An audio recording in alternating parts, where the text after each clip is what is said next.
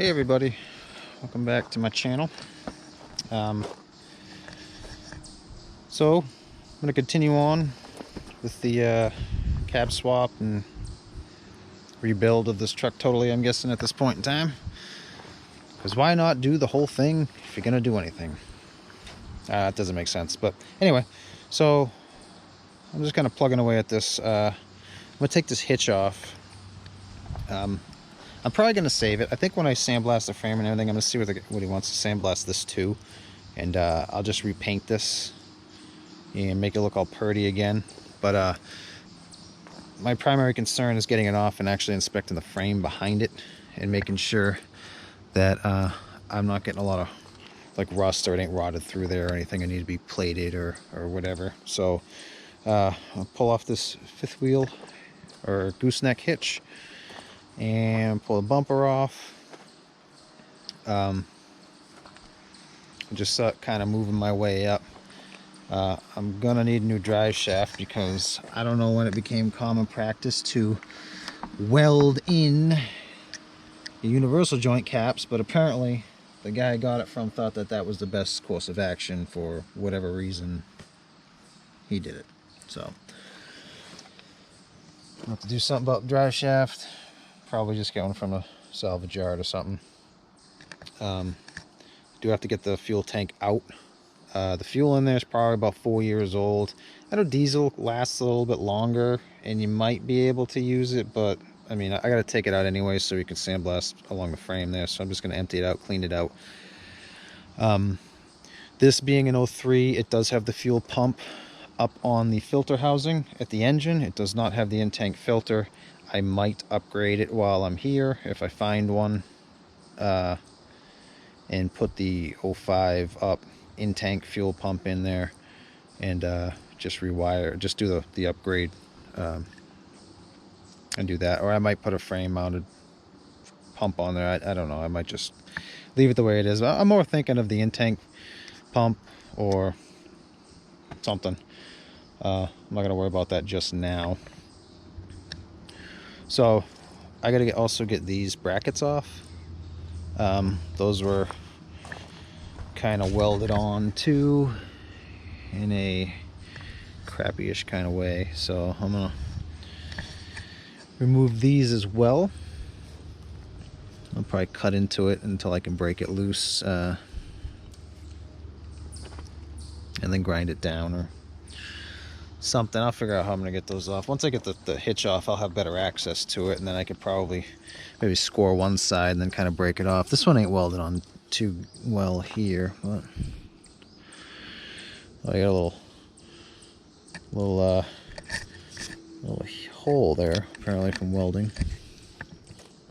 I don't know, I'll figure out that when I get to it. But first things first, I'll pull this off and then the bumper off, and we'll deal with these. So when I was out here taking the bed off, and obviously I'm a little bit far from my house, I didn't want to hook up the air tools and run a line out because it's kind of a pain. So I finally broke down and I got me one of these. I think it was like 350 bucks or 360 with shipping. I went to Home Depot to get it because they had it and they had a pretty good price on it. I think it was 350 there. So I went there to get it, got there, and they sold just a tool, no battery kit with it. So the battery kit was a 350. So they're like, oh, we got the tool, and then you had to buy the battery and the charger separate to get the, so the 5 amp hour battery, or the XC5. This came with the M18 and the M12 charger. So that was $179 just for the battery and the charger. And then the tool was, I want to say $300. So it would have been $479 or $475, $479 for the tool and the battery and the charger bought separately. They would not sell it to me as a kit because I really didn't care about the bag. So I actually had to order it with the kit. It comes with the bag, the gun, and the charger, and it was the 350 bucks. They took a little bit off just because we had to ship it, and it's like Well, I don't understand why they wouldn't just have the kits, because who's going to go there just to buy the tool? I mean, I guess you would if you had batteries, but I mean, I'd imagine the normal person is going to want the kit, but I could be wrong. I might just be weird.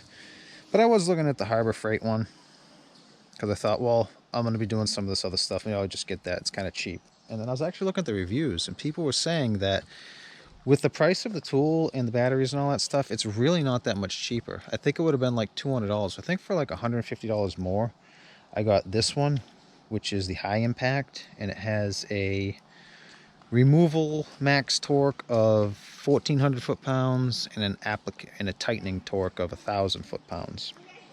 I imagine that's with the monster battery. I don't think you get it with the smaller battery. I think the bigger batteries get you more power. But anyway, so I went with this one. So this got some U-bolts that wrap around there, and then a big bolt that goes right through there. I'm gonna try to just take the U-bolt off and the big bolt through and kind of tip it up and kind of work it off, so I don't have to try to take these out, because I think this one's probably gonna break because it's threaded right into it, and I don't have a torch here to take that off. So I'm gonna try to get it off without pulling this bolt out. If I have to, I have to.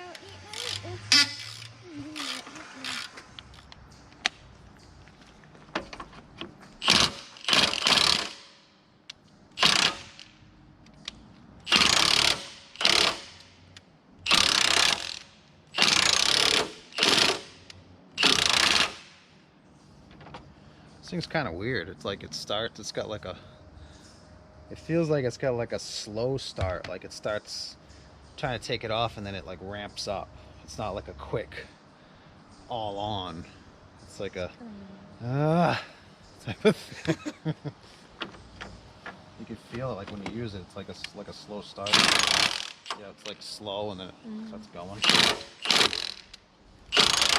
Even when I push the trigger, if I do it fast, it doesn't do like anything. Maybe it's one of the settings that are on here. I got it on the 4 turn or whatever that means. I should probably look at the instructions and see what it actually all does.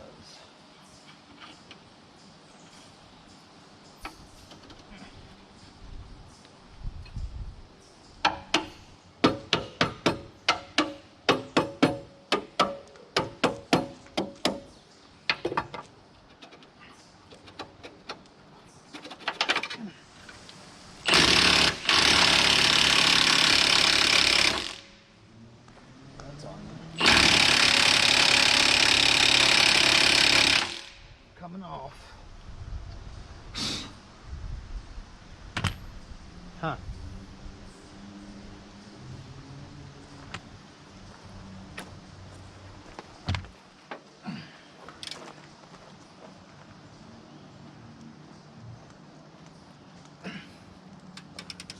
Yay. Well, might have to use my little baby torch. So I got all the big torches at work. I don't really have a torch set here, so let's see how this works.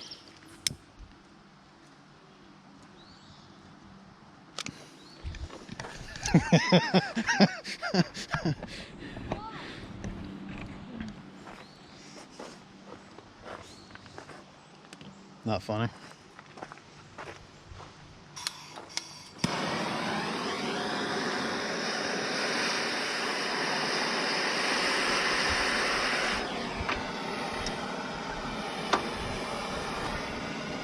Ooh. Oh, that's a squeaky hinge. No.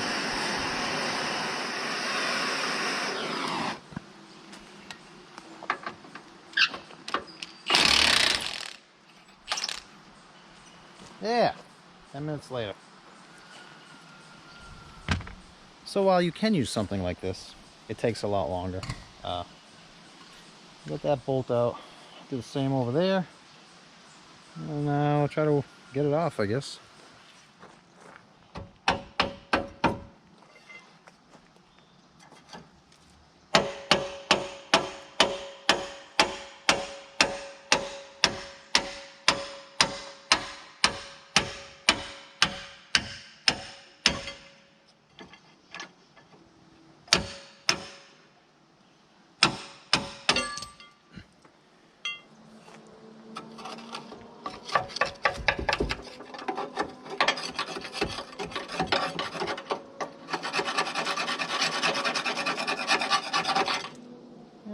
Alright there.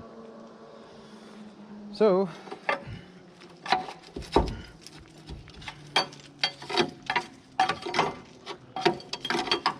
let's pull this off. Yeah, a little bit.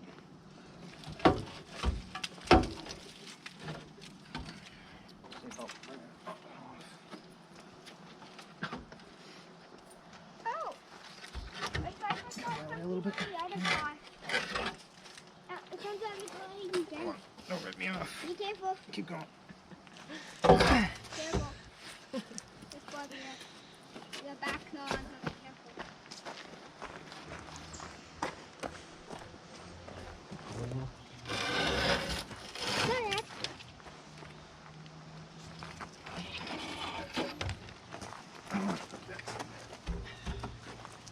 All right.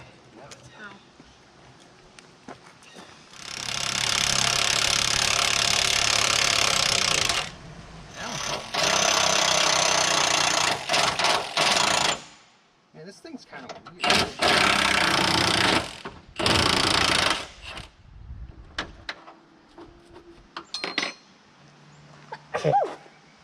Bless you. Bring a 21 socket out. Yeah,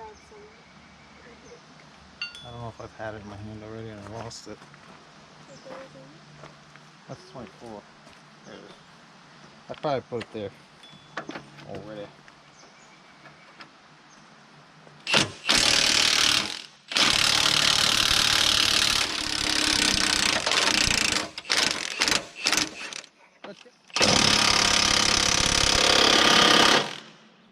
Huh.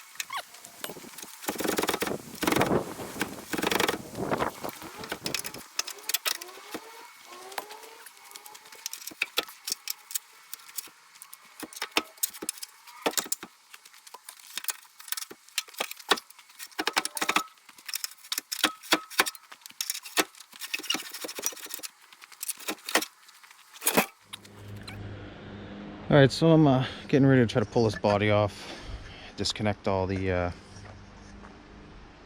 wiring and the linkage and all the stuff that goes to the frame and the engine and everything, and get the bolts out so I can lift the cab off.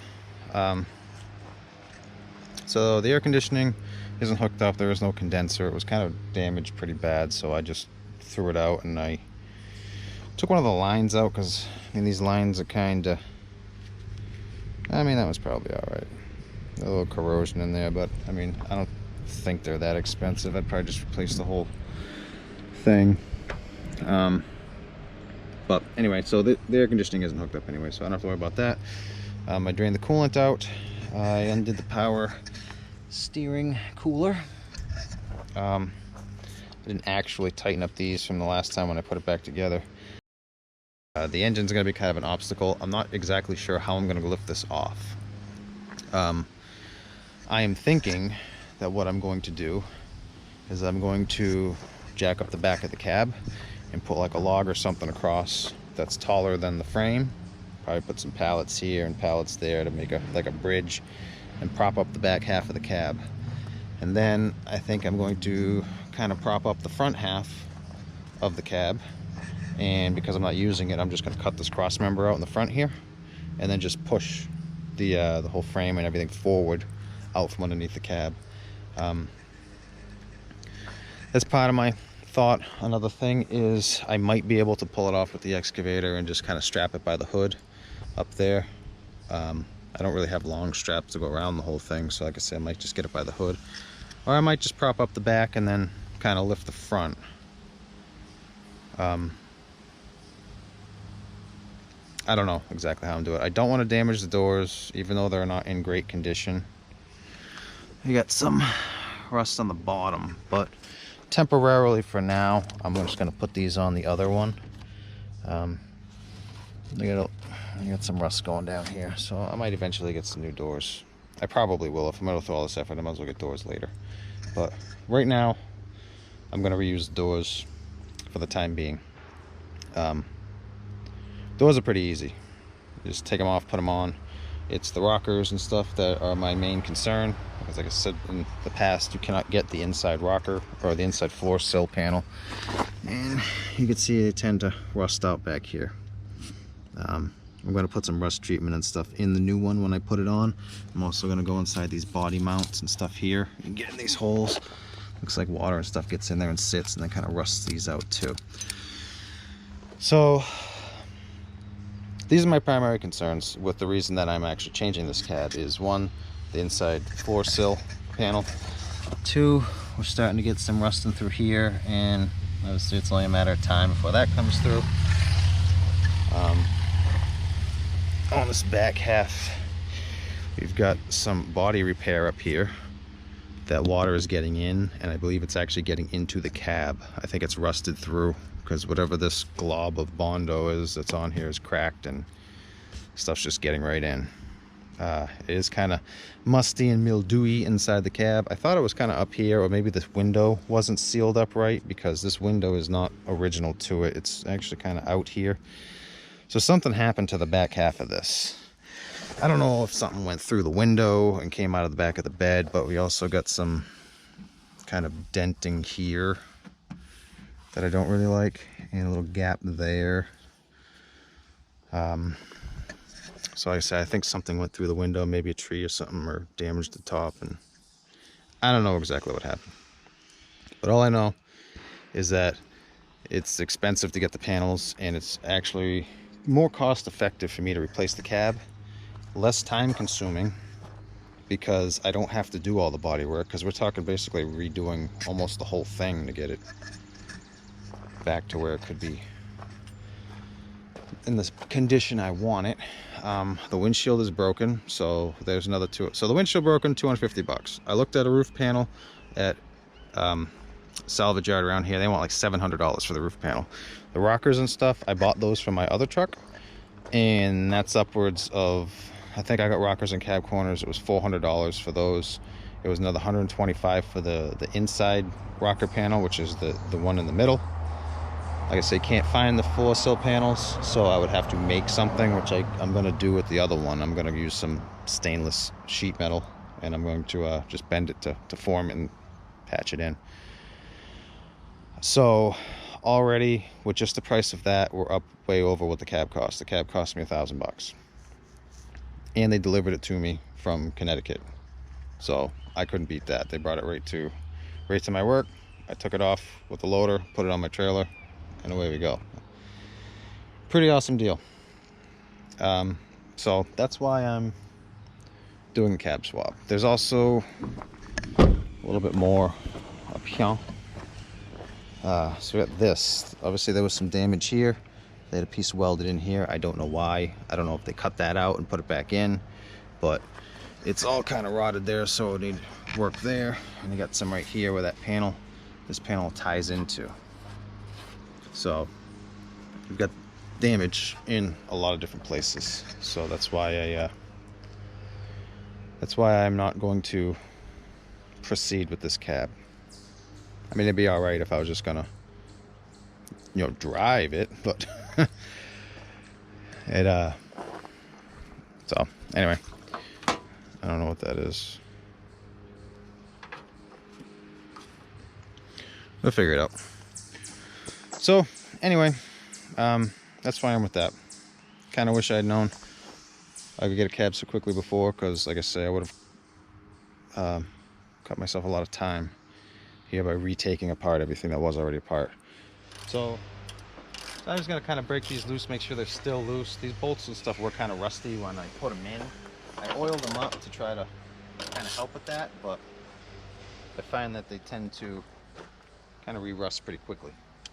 So I don't want to break anything off in this. I have to save this because that cab didn't come with this. I kind of wish it did, but it didn't, so I'll just have to make do with this one, and we'll buy another one. I don't know. I think the reason this one's got some damage in it, I think this was kind of pulled over or spread or something like that, because this hole isn't lined up right here anymore, and it's like it was kind of stretched. I had to just kind of pull it together a little bit.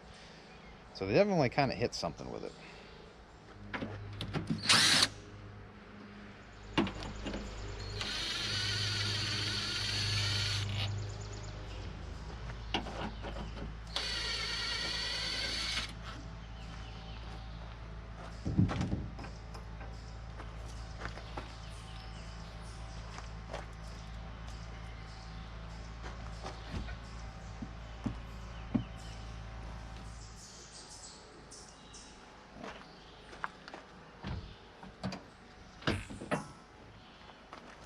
This just bolts in and kind of hooks on that cross member.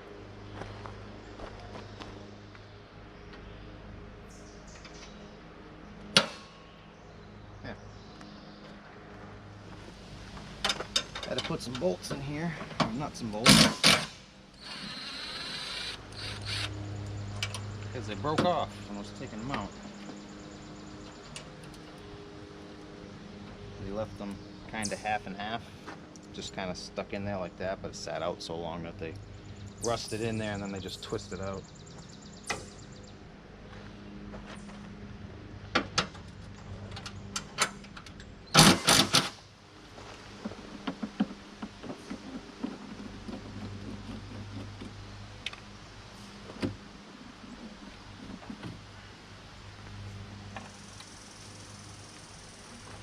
These I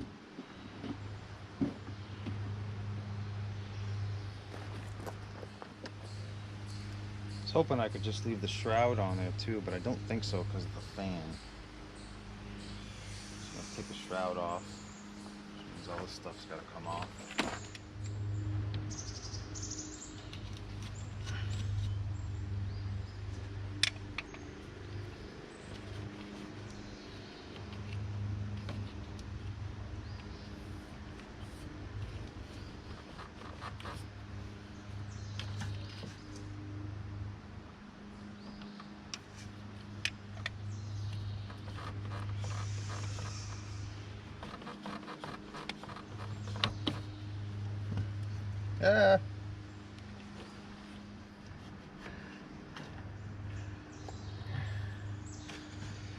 Radiator hose off. I'm gonna have to leave that on the shroud. Kind of wraps around it.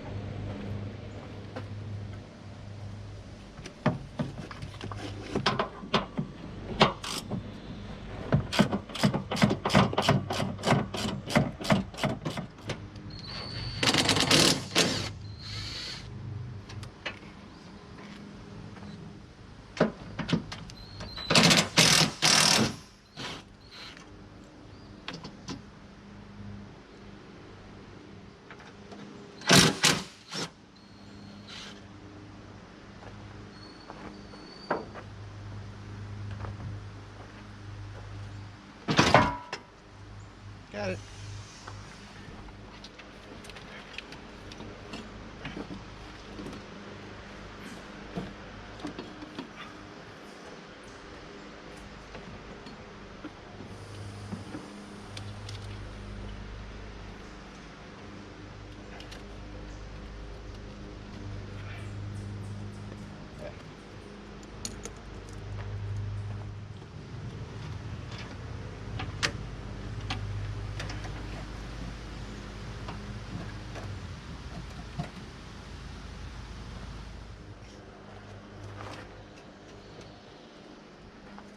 See if it comes out now.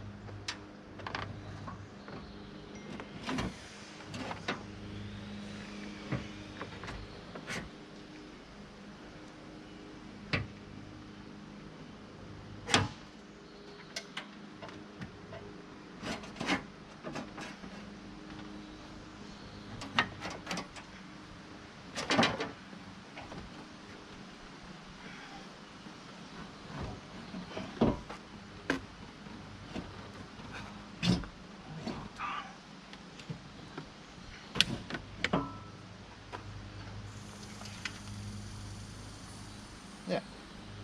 That wasn't so hard, was it?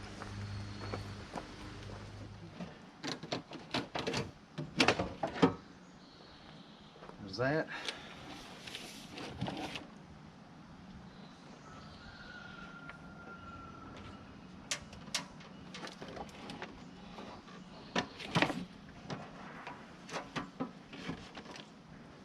There's that.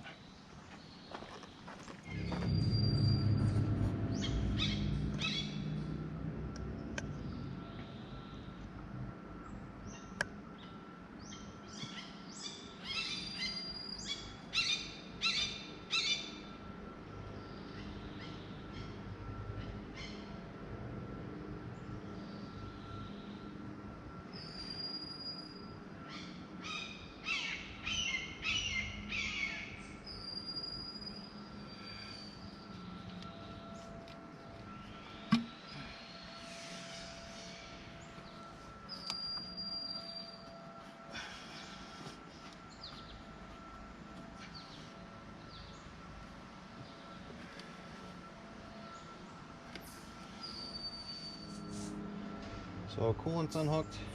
Fuel lines I never actually hooked up. I ran it out of a can on the side, so I don't have to worry about hooking those up or unhooking those. I'm probably gonna have a problem up here with the cross member. I'm gonna have to probably cut a little more than I anticipated, just because trying to get it by the turbo there, unless I lift this up high enough.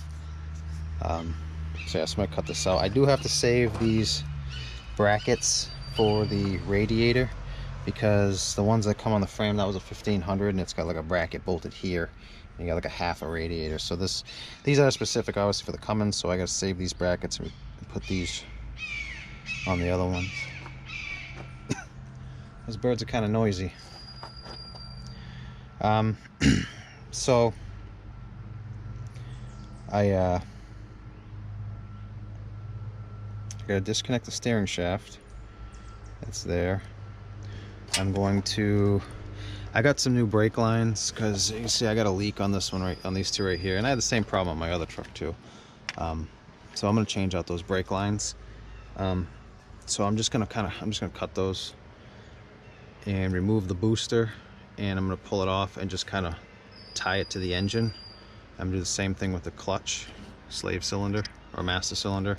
I'm gonna pull that off and kind of tie it to that to hold it towards the engine to keep it kind of off the body. So the ABS module, which is right there, has obviously the lines that come out. That's bolted to this here, the battery tray. So I'm not sure what I'm gonna do with that. I might unbolt some of the lines or something. I gotta figure out what I'm gonna do with it. I guess I'll probably look at the lines and see if they're worth replacing just yet. I kind of want to get a stainless brake line kit for this, just because, I mean, I think they're like 300 bucks for a full stainless kit over the steel ones, and it just, I don't know, seems like a good investment to me. You don't have to worry about them ever again. I say a lot of ums. I'm doing this live, folks. Well, not live, but you know, I don't have a script. So a lot of this wiring, like this here, is. Let me see if you can see what I'm saying. So this here, this was on the Bully Dog system that goes with this. I think it was a 6-gun. So I don't have that hooked up. I unhooked it and I just put it back to the stock. I'm not going to use it. I'm going to pull this all back out. Obviously, this you don't have to worry about this in normal circumstances. It's just an add-on. There was like an adapter, like some other separate piece that the guy put on with it, and he said that it never actually did anything. He thought, he says he put it on and it never really seemed to work. So the secondary add-on pack that he put on, it uses exhaust gas temperatures to retard the timing or to take fuel back. It's basically so you don't burn your engine up. It's like kind of like an extra, hey, you might ruin your engine if you don't take your foot off the pedal. So that's kind of what that was for. But he never had an EGT probe hooked up. So I'm thinking the reason that it never worked is it never got a signal from the EGT. So it basically just kind of cut it back to stock because it didn't know what it had to work with. So I don't know if that's what the reasoning behind it was or what, but anyway, so that's what I'm gonna start working on. I gotta stuff myself up under the floorboard here, well, not floorboard, but under the dash to unhook the slave cylinder on the clutch and the master cylinder on the clutch and the one for the brake as well. So, yeah, I think I'm gonna try to disconnect the steering shaft. I hope this steering wheel locks. It doesn't seem to. I think I got something broken in there anyway. I was pulling a little too hard when I was putting it over here, and I think I might have broke something in the linkage.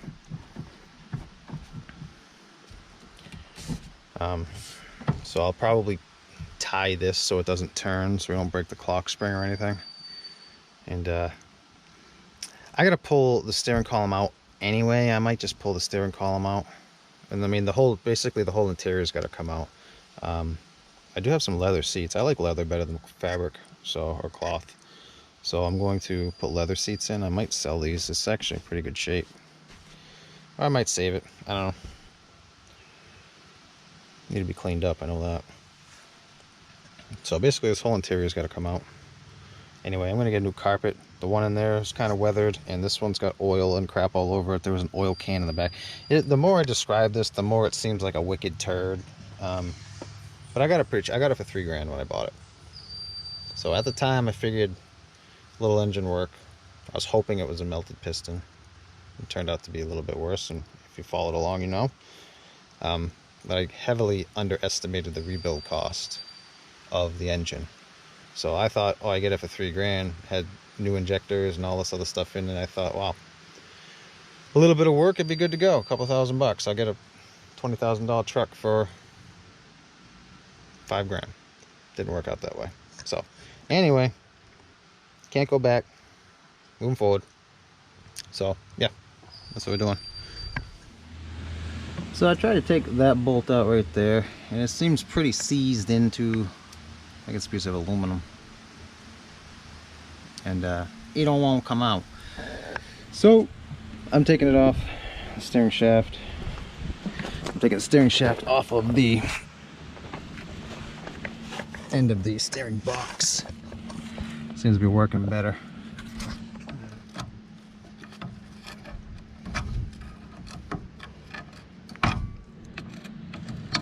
Yeah. So got these little tabs on there. It looks like you just kind of pull it this way and it comes right off, and you put it back on like that. It's not bad. Now I don't have to worry about breaking them all. Alright, I tried to get this apart. I don't know how it comes apart. I assume there's a bolt in there, but it's full of rust. I don't even know if it'll come apart. I tried scraping at it. I can't really find the sides of a bolt or anything, to be honest. I looked at the one on the other cab, and it's the same way. It's full of rust in here. So lucky me, I did find that this doesn't have to come apart, because this harness here really is just a body harness. There's 2 wires that run to the back above right here. So that part right here that runs down just goes to a couple plugs, it looks like, on the transmission. So what I'm gonna do is I'm gonna just leave this on, and I'm gonna unplug it there, and then this harness kind of ties into the headlights and stuff, and then it runs into the main plug into the cab. So I'm gonna try to leave that on the body for now and unplug that there. And I think that's excuse me, I got pollen in my throat. I think that's all that needs to be done to get the cab off. So what I'm going to focus on is just undoing the master cylinder and the master cylinder for the clutch, and then I'm going to unhook the brake lines here at this ABS valve. And I think then we'll be pretty close to taking it off. I got to undo the emergency brake cable and pull that out of the frame, and then I'd say it's probably ready to come off, except for obviously the body mount bolts. Once I get those off, then it should be ready to come off. A lot of ends. So what I'm doing is I'm kind of under here. Let's see. It's an electric seat, so I can't put it back.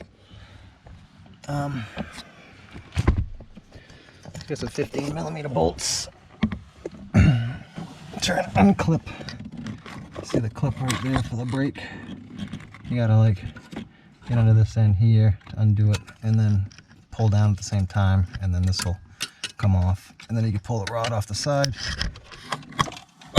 And on the clutch over here, it just looks like it's got a plastic pin in it. And then now the clutch is disconnected. Yep. I assume that's it.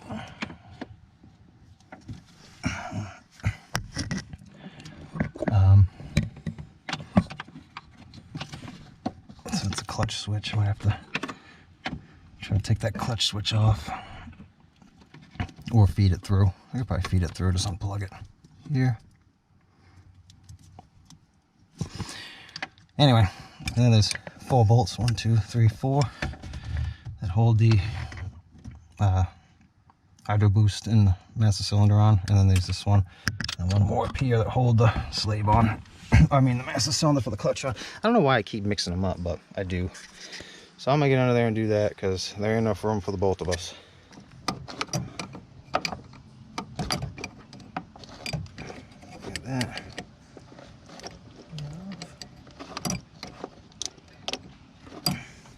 So you know that they use bubble flares on all this here. I actually just bought these 2 lines. They're like 12 bucks a piece. It's a lot easier to try to bend them, and they're all pre-made. And initially, on my other truck, I tried to make these. I was gonna make them, and I got the lines, and I just measured it all out, and I got some pre-made lines, and I was gonna put them on there, and then I took them off, and I was like, oh great, they're bubble flares. So I just looked, and I was like, can I just buy these? And the dealer sold them for like 12 bucks a piece. So I was like, well, I'll be right down. I found that to be a much easier way of doing that. So this is loose, that's loose. I'm just gonna kind of pull them off and put them to the side. I'm gonna pull this fender off. I gotta get the fenders off. So pull this fender off here. I tried to get the other one off, but I'm having trouble getting the antenna out of the fender. This is being troublesome. I guess now would be the time for it to break, because I'm gonna have to take the dash out and everything to put in the other body. So it's gonna be pretty big job. Strip it all down. What I do have to do is cab lights, the clearance lights there. Being it's a 3500, it has to have clearance lights. I guess Dodge accidentally let a few thousand of them slip through without clearance lights, and then they had to actually put them in later on because it's requirement for federal motor carrier regulations or something like that to signify that you are not a half-ton truck and you are a commercial class truck, I guess. So they got all kinds of templates you can get to kind of put on the roof. The cab I got is a 1500 cab, so it does not have that. So I do have to install the clearance lights. So, all right, I don't know where I left off. I've been kind of running ragged all day. So I took most of the body bolts off. I took them all off on the driver's side. I took the one off up here. That guy over there broke. No, this guy broke. That guy didn't. Which kind of stands to reason. It had a lot of kind of like rust in there. So, yeah. So I got 1, 2. I think I took the middle bolt out. I think I got 2 bolts holding the body on, just to kind of keep it from going over, doing whatever it wants. Not that I think it would, but a little security measure. I think it's a transfer case switch. I can't get the plug off. It's like, I think it's corroded to the sensor or the switch, whatever it is. So I might have to cut it or figure out a different way. So all I really got left is the shifter. I gotta remove the shifter. I unhooked the 4-wheel drive linkage underneath. So I just gotta take the shifter off. Take the shifter off, take that wire off, and then the 2 bolts here, and it should come off. Or at least be able to be moved up. I'll lift it up, and then I did get that harness off the top of the transmission. Wasn't that bad. So yeah, so tomorrow I'll probably take the shifter off and then unbolt it. And I gotta move this bed. Probably gonna move this bed up there by the house. I'll put the other one right up here for now because I need this room for when I jack it up to push this forward. Then I pull the engine transmission out, call the guy. He says he'll do his best to get to it as quickly as possible, which would be good. And yeah, we'll move on with that. Start getting that put back together. The taking apart phase is kind of a little discouraging because I already had it together once, but at least this time when it goes back together, it'll be probably for good, or at least for a little while anyway. So that's going to probably be about it for this video, and I'll come back and the next one will take the body off.